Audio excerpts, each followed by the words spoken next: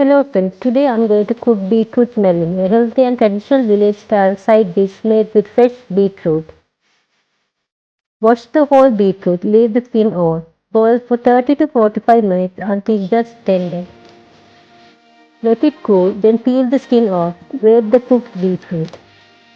Boiling the beetroot until tender, then peeling and grating. This gives a soft, sweet and melting texture.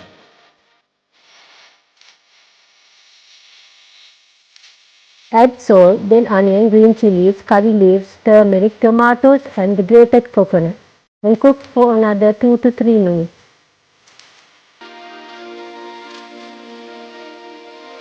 Mix well, don't overcook the grated coconut. Turn off the heat and add black pepper and lime juice if using.